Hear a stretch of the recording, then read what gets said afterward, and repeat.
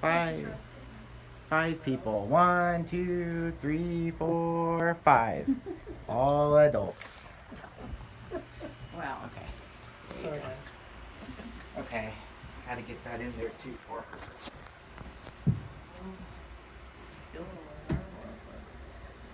Interviewing you? No, it would. Oh, I kind of need my little clicky clicky. Okay. Do you see me? I'm not. Move this way. Is that better? Yeah, I'll stand by the door and go blind. Okay. All right. Can you see me now? I can see you now. All right. I want to fall over. I'm a good friend. This is a good time for this too, because it's now that it's after 2 o'clock and everybody's eaten.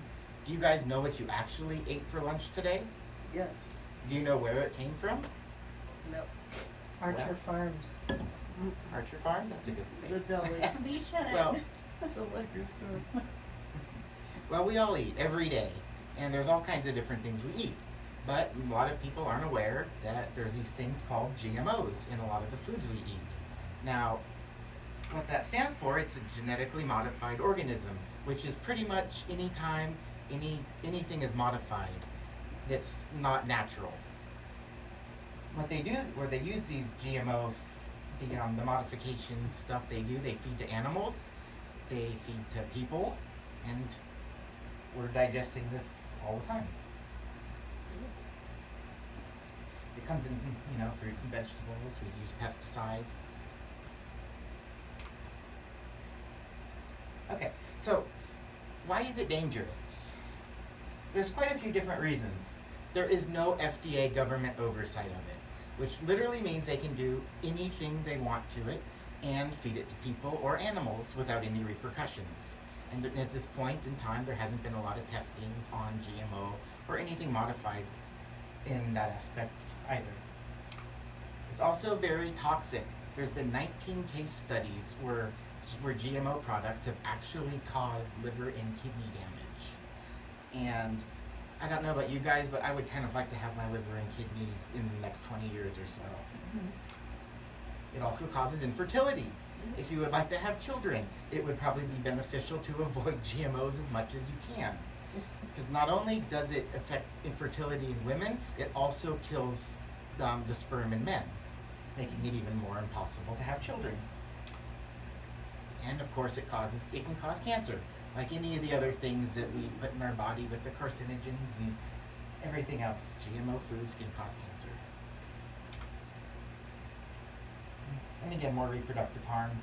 In addition to not being able to have children, there's premature birth, can have a miscarriage, deformation of the child as well.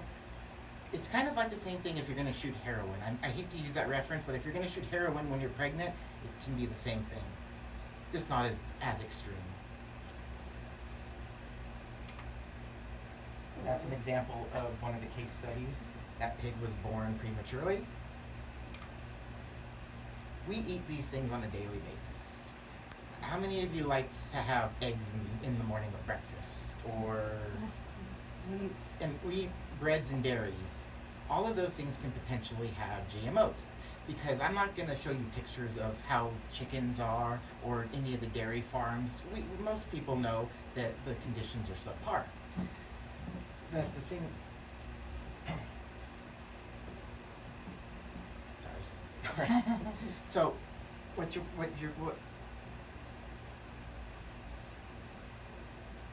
Okay, sorry, I lost track. Okay, so things such as the eggs and the dairies and the cheeses, because the animals that they're using are fed the genetically modified foods, it changes how they are able to, the speed in which they can create, like lay eggs or produce milk.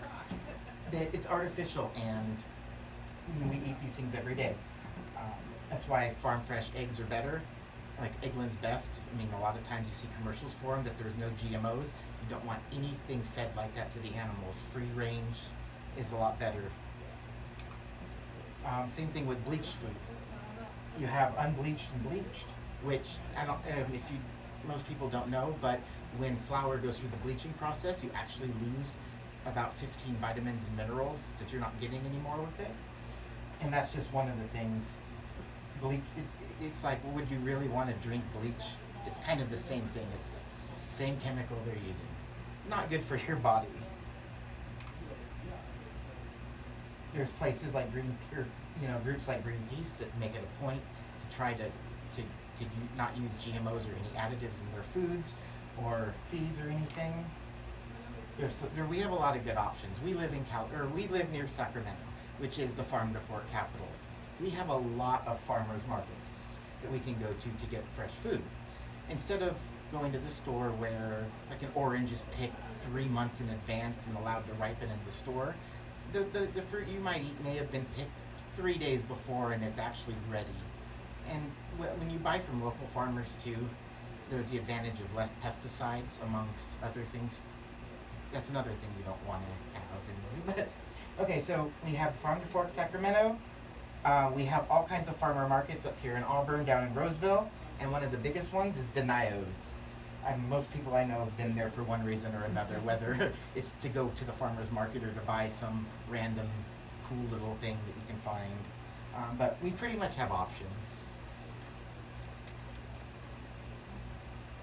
There's a couple benefits to local shopping. When you shop locally, you put money back into the economy for the local economy. So instead of going to, like, say, a Walmart where the money is distributed to all the manufacturers, when you buy from a local farm, the money goes back into the local economy. This is actually a picture of up in Lake Tahoe. Tahoe has a lot of the similar things because a lot of people reinvest the money into there, and that's why they're able to keep it so nice. Same thing with road repairs and stuff. If you put money back into the economy, it can fix a lot of places such as like Stockton and Lodi or any of the places where it's not necessarily somewhere you would want to go shopping.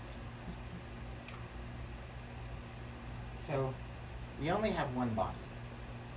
We got to take care of it, and we got to be very mindful of what we eat. So hopefully you guys will shop locally and stay away from any additives and pesticides. That's it.